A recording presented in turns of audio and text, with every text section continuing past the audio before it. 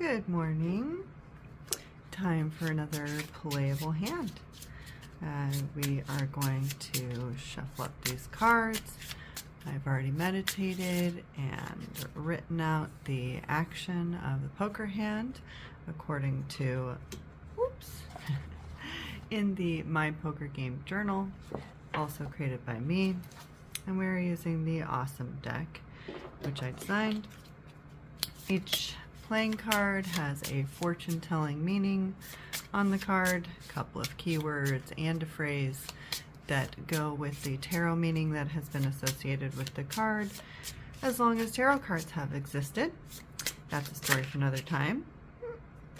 And we are going to see if we can manifest a Texas Hold'em poker hand, which makes my two cards the winner, and if we can manifest a hands for my opponents, which makes sense from a mathematical perspective and or a fortune-telling perspective.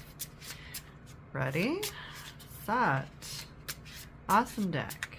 Please show me how I won this hand. Show me what hand middle position 1 raised with, and show me what hand big blind played to the flop and then fold it. And show me what we got on the flop, turn and river, which made my Queen 9 suited of hearts the winner. Show me how we won this hand. Awesome deck. All right, we have middle position 1 and big blind, middle position 1 and big blind. And we are going to burn a card and turn the flop. Well, no pair for me. Burn a card, turn the turn. Maybe while I move these over. Burn a card and the river. Wow, 3 6s here. I got nothing. Let's see what the middle position 1 was playing with. Jack 10.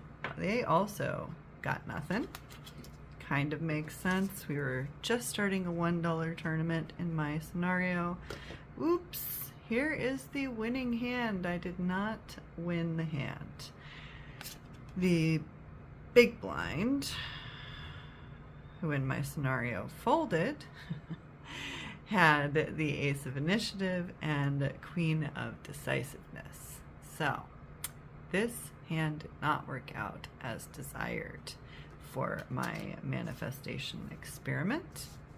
In fact, rather than do a long and drawn out explanation as I normally would for the purposes of this self-science experiment, this was a loss. The whole point here is that I have pre-written the action of the hand.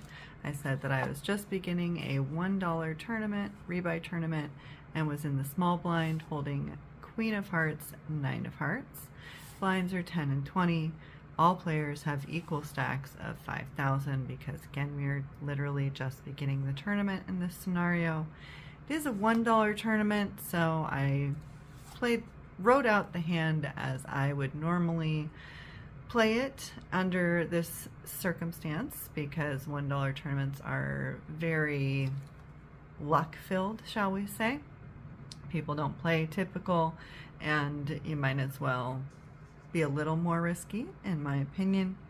So I would tend to just call somewhat passively from the small blind with Queen 9 suited and hope to see something good on the flop that's worth playing. So I wrote it out that on the flop I would c-bet $40 just to irk the other players, because that will usually get them to react in some way that teaches me something about their hand. And in my scenario, big blind folded and middle position called. On the turn, when there's 200 in the pot, I bet 40 again to try and irk them into teaching me even more. This time middle position raised to 120 and I call. And on the river, I said with 440 in the pot again, I go back to checking.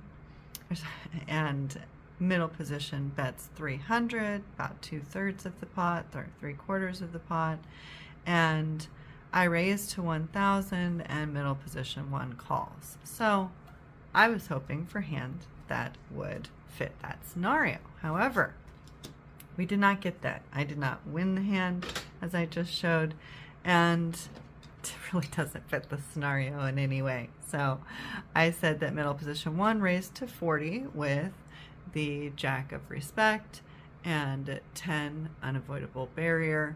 That makes a little sense for me because, from a fortune telling perspective, because at the beginning of a $1 tournament, because some people just really don't care, they're not even paying attention, so there are a good number of players who will throw out a small raise like that on the very first hand, literally just to see if people have paid attention to the game yet, or if they can win by default an unavoidable barrier, because the computer will automatically fold the hand of those who are not paying attention. So the first bet there makes sense to me.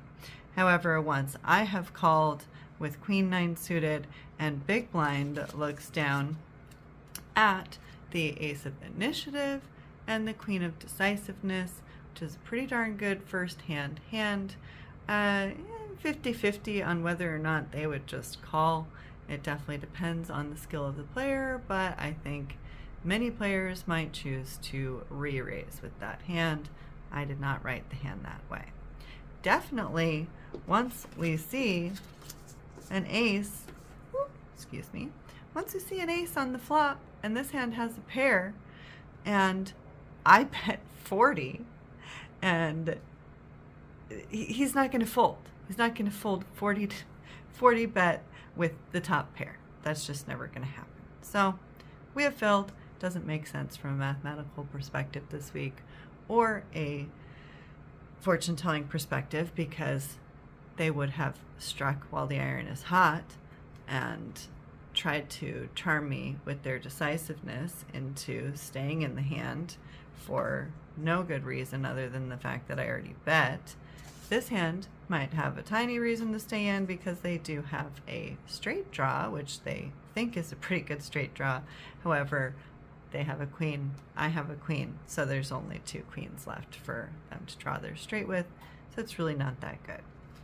Anyhow, we're going to cut it short today, and if you did watch all of this, thank you for watching. I am doing this self-science experiment. It is difficult for me to show these hands that don't work out that well, but hopefully I'll have more where I do manifest the winner soon. It has now happened 3 out of 5 times that I have dealt myself the winner, often against the odds, and many of those times the hands have made sense, both from a mathematical and a fortune-telling perspective, but this week they didn't. Thanks for watching. Hope you have a great day, and hope to see you again soon for another playable hand. In the meantime, have fun playing Texas Hold'em.